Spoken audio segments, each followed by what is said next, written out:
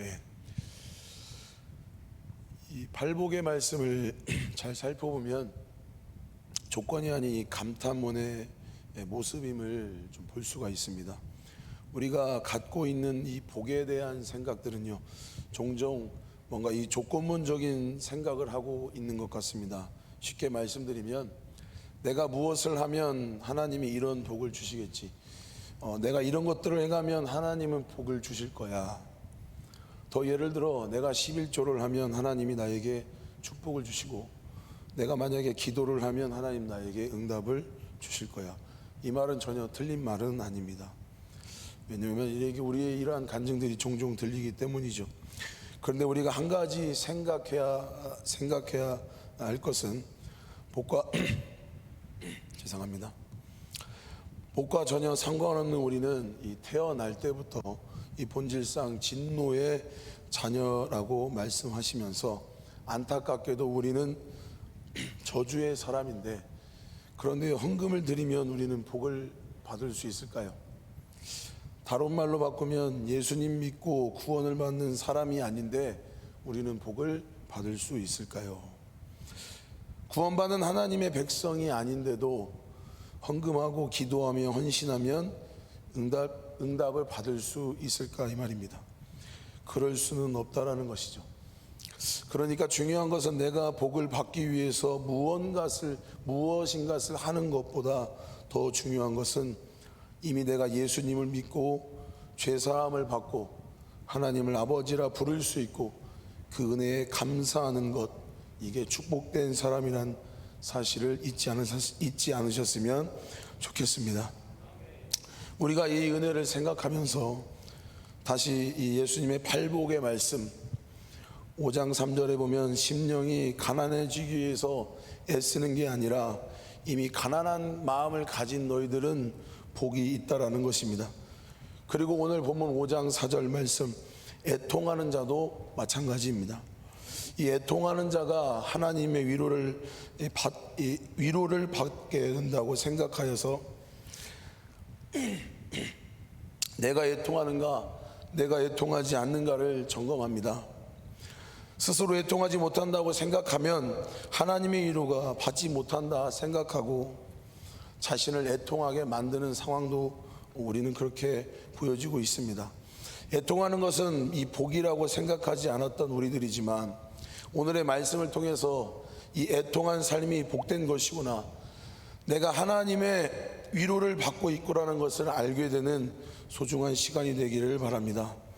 여러분, 애통하다라는 이 단어는요, 헬라어로 펜데오라고 합니다. 이 펜데오라는 단어는 슬픔을 말하고 있는데요, 그 슬픔이 그냥 적당한 슬픔이 아니라 이 사랑하는 사람을 잃었을 때, 사랑하는 사람이 죽었을 때 흘리는 눈물, 그런 통곡을 의미하는 게 바로 펜데오입니다. 저는 종종 장례식장을 가보면 가족을 잃은 사람들의 슬픔에 이 가득한 모습을 볼 때 참 가슴이 많이 아픕니다.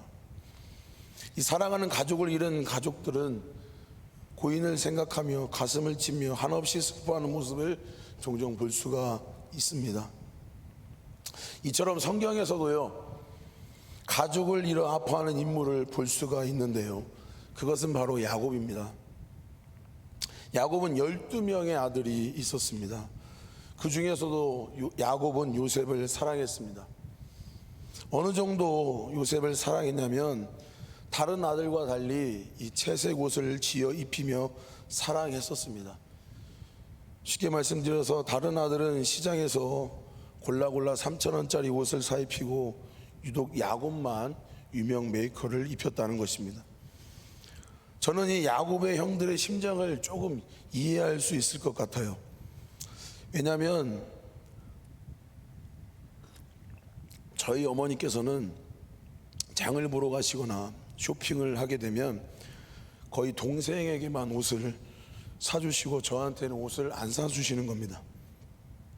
몇 번 그냥 넘어가려 했지만 이건 해도 너무하신 것 같아서 제가 어머니에게 따뜻이 여쭤보았습니다. 한두 번도 아니고 왜 동생한테만 편애하면서 옷을 사주시냐고, 나도 옷을 사고 싶다고 말씀드렸습니다. 굉장히 없어 보이는 행동인 것 같습니다. 이런 저에게 어머니께서 말씀하시기를, 너는 옷을 사주고 싶어도 기성 매장에 너한테 맞는 옷이 없어서 말씀하시면서 또 한번 옷을 사고 싶으면, 옷을 받고 싶으면 살을 빼라고 말씀하셨습니다. 그 후에 제가 꼭 살을 뺀다고 결단과 다짐을 하고 있었지만 아직까지 어머니에게 옷을 선물 받은 적이 없습니다. 어쨌든 야곱은요, 눈에 티가 나게 차별이 심하도록 요셉을 사랑했는데 다른 아들들이 불만이 많지 않았습니까? 그리하여 형들은 요셉을 팔아 넘깁니다.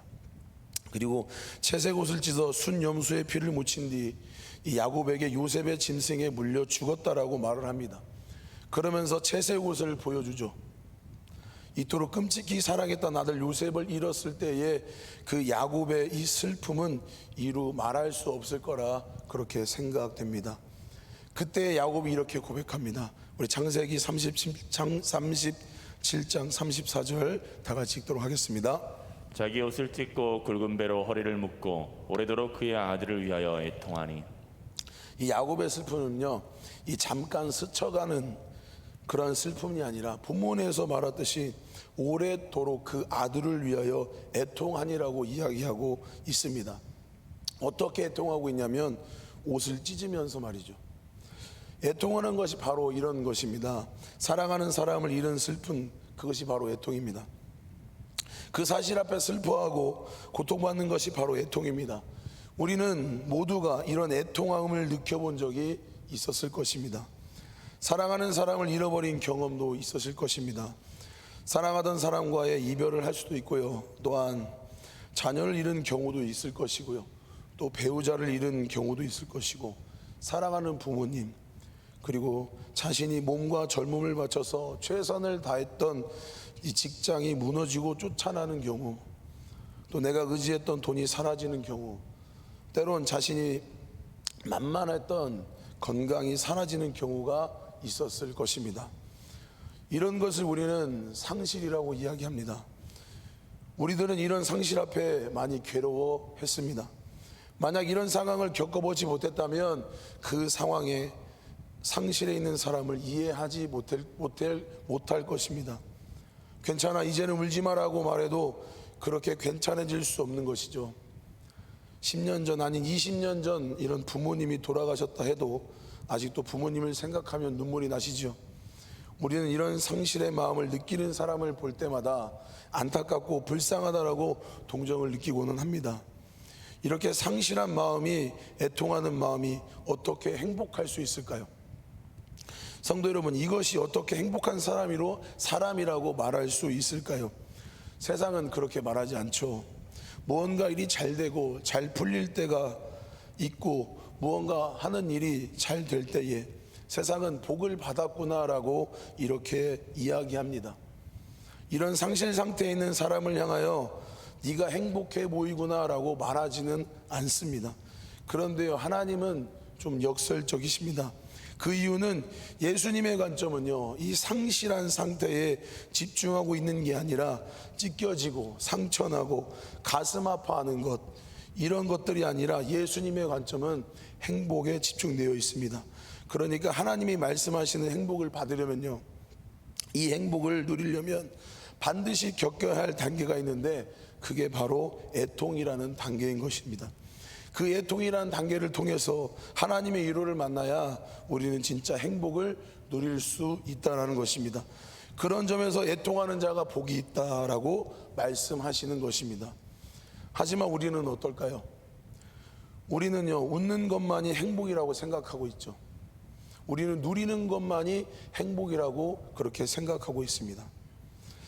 그래서 때로는 우리가 경험했고 아파했던 이런 상실의 모습들, 우리의 마음 속에, 우리의 기억 속에 이 사라졌으면 좋겠다라고 생각할 수도 있을 것입니다. 이런 것들이 내 인생에 필요 없는 부분이라고 생각하고 잘라내고 싶다고 느낄 수 있는 그러한 생각도 하실 수 있을 것입니다. 하지만요, 예수님께서 말씀하시는 것은 우리가 느끼는 그 슬픔, 그 아픔, 그 상실함 속에서 여전히 주님은 우리와 함께 하시기에 그런 우리는 행복한 사람이라는 것입니다. 우리는 주님의 위로 속에 거하는 축복된 사람이라는 것입니다. 하나님께서 여전히 우리와 함께 계시기를 애통함을 통해서 비로소 날 향한 하나님의 진짜 사랑을 느낄 수 있다라는 것입니다. 사람이 있을 때는 소중한 걸 모르죠. 하지만 이른 후에 그것이 정말 소중했구나라는 것을 알게 될 때가 많이 있습니다. 여러분, 탕자 아시죠? 탕자는요, 아버지와 함께 사는 것이 너무나 싫었어요. 그래서 아버지를 떠나고 싶었습니다. 그래서 그가 결정한 것은 아버지를 떠나 자유롭게 사는 것이었습니다. 그렇게 아버지에게 유산을 미리 받아서 좋은 곳으로 갔죠. 그리고 돈을 펑펑 쓰기 시작합니다. 그러니까 주변에 어때요? 많은 사람들이 생기고요, 친구도 생기고 정말 행복했다라는 생각을 느꼈을 것입니다. 그 무엇보다도 가장 행복했다고 느꼈던 것은 아마 이 아버지의 구속 속에 벗어난 것일 것입니다. 아버지의 잔소리도 없고 참견도 없고 자기 마음대로 하는 그러한 인생을 살 수 있는 것이 아마 탕자에게는 가장 큰 행복이고 기쁨이었을 것입니다. 그런데 그에게요, 이러한 삶을 사는 그에게 점점 위기가 닥쳐옵니다. 어떤 위기냐면 가지고 있는 돈을 모두 써버린 것이죠. 지금 탕자가 할 수 있는 것은 무엇일까요? 돼지 우리를 치우는 일이었습니다. 이스라엘 백성들은 그것을 천한 일이라고 생각하여서 아무도 하지 않으려 하고 이방인들을 시키는 아주 천하고 힘든 일이었습니다. 탕자는 그렇게 일하는 가운데도 기근이 와서요, 이 돼지들이 먹는 이 쥐염 열매조차 먹을 수 없는 그런 형편에 놓이게 됩니다.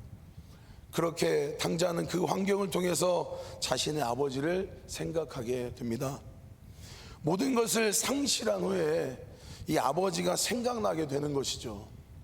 그래서 그는 아버지를 찾아가 노예라도 살게 해달라고 말하려고 아버지께 찾아갑니다. 성도 여러분, 제가 누군가에게 도움을 요청할 때에, 누군가에게 용건이 있을 때에는요, 제가 먼저 그 사람을 찾아가 발견하는 것이 정상입니다. 그런데요, 달랐습니다. 무엇이 달렸냐면 누가복음 15장 20절에 이렇게 말씀하고 있습니다. 다 같이 읽겠습니다. 이에 일어나서 아버지께로 돌아가니라. 아직도 거리가 먼데 아버지가 그를 보고 측은히 여겨 달려가 목을 안고 입을 맞추니. 여러분, 말씀을 보면 탕자를 발견한 건 누구였냐면 아버지였습니다. 아들이 아버지에게 용건이 있어서 아버지를 찾아갔는데요, 아직도 거리가 먼데 아들이 아버지를 발견한 것이 아니라 아버지가 아들을 먼저 발견합니다. 이것이 아버지의 사랑이고요, 아버지의 관심이고 아버지의 은혜인 것입니다. 우리가 모든 것들을 상실했다고 할지라도요, 잊지 말아야 되실 건 무엇이냐면 언제나 우리에게 귀 기울이시고요, 우리를 눈동자처럼 지키시는 하나님을 신뢰하셨으면 좋겠습니다. 그리고 아버지는요, 하인들에게, 아들에게 좋은 옷, 따뜻한 방, 좋은 음식, 잔치를 베풀라고 이야기합니다. 탕자가 지금 와서 입는 옷은요, 그 전에 입었던 옷이었어요. 탕자의 따뜻한 방은요, 그 전에도 수없이 잤던 방이었습니다. 좋은 음식도 역시 그 전에 질리도록 먹었던 음식이었을 것입니다. 하지만 이전의 탕자와 모든 것들을 상실한 후에 탕자가 느끼는 옷과 집과 음식은 너무나 다른 것일 것입니다. 우리 주님 우리에게 마찬가지십니다. 주님 지금도 우리에게 귀 기울이시고요, 우리에게 응답하실 준비를 하시고요, 우리가 주님을 만나러 가지만 항상 주님께서는요, 애통하는 우리를 먼저 찾아와 위로해 주십니다. 세상은요, 이 상실이 소용없는 것이라고 말을 하고 있습니다. 상처는 지우고 싶은 기억이라고도 합니다. 하지만 주님께서는 그 상처가, 그 애통이 복이 된다고 이야기하십니다. 왜 그러냐면요, 그 상처를 통해서 비로소 내가 얼마나 행복한 사람이었는지, 하나님께서 날 얼마나 사랑하셨는지 아주 절실히 깨달을 수 있는 시간이 되기 때문인 것입니다. 성도 여러분, 지금 원치 않는 우리 코로나 가운데에 희망조차 보이지 않는 상황 가운데에 어떻게 살아가고 계십니까? 힘들어하지 않으셨으면 좋겠습니다. 우리의 삶의 문제와 고통 가운데 그 애통이 우리를 더욱 행복하게 할 것입니다. 그 애통이 더욱 우리를 견고케 할 것이고요, 그 애통이 우리를 더욱 하나님과 가깝게 할 것입니다. 여러분, 무엇인가로 인해 아파하십니까? 무엇을 잃으셔서 슬퍼하고 계신지요? 그래서 그 어떤 위로도 채워지지 않아 지금 그 마음에 텅 빈 것 같으신지요? 그럼 지금의 그 자리에, 그 상황에서 여러분 눈을 들어 이전에도 지금도 이후에도 여러분을 사랑하시는 하나님을 바라보시기 바랍니다. 그 하나님, 아마 이전에 여러분이 알던 하나님보다요 더 좋은 하나님이실 것입니다.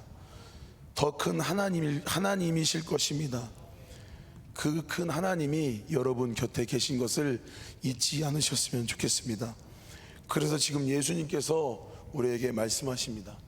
애통하는 너희들, 힘들어하는 너희들은 행복한 사람이다. 다른 것에 의한 동정이 아닌 너희를 지으시고 너를 가장 사랑하시고 나를 위로받을 수 있는 아주 좋은 기회다라고 말씀하고 있으십니다. 그리고 내가 언제나 너와 함께 할 것이니까 그러니 너는 행복해라, 너는 행복한 사람이다 라고 주님은 말씀하고 있습니다. 말씀을 정리하겠습니다. 반주 부탁하겠습니다. 여러분, 하루하루 살아가면서요 무엇을 잃었다고 상실했다고 애통하는 것은 불행한 것이라고 생각하고 계신지 모르겠습니다. 그러나 여러분, 명심해야 될 것은 스스로 가두지 않으셨으면 좋겠습니다. 여러분, 그 애통한 것이요 진짜 하나님의 진짜 행복을 만나는 아주 귀한 통로가 될 것입니다. 지쳤다고 슬프다고 힘들다고 나 가망 없다고 이젠 아무것도 할 수 없다라고 언제 끝날지 모르는 이 코로나 상황 가운데 절망하거나 힘들어하거나 고개 숙이지 마시고요, 지금 그 자리에서 눈을 들어 사랑의 하나님을 바라보셨으면 좋겠습니다. 아멘. 여전히 여러분을요 사랑하시는 하나님, 그 하나님은요 우리의 참된 위로자 되시고요, 그 하나님께서 우리에게 행복한 삶을 이끄실 분이라는 것을 여러분들 잊지 않으셨으면 좋겠습니다. 오늘 시간 나의 힘이 되신 여호와라는 찬양을 우리가 고백하면서 하나님 앞에 우리 시간 나아가는 시간 되도록 하겠습니다.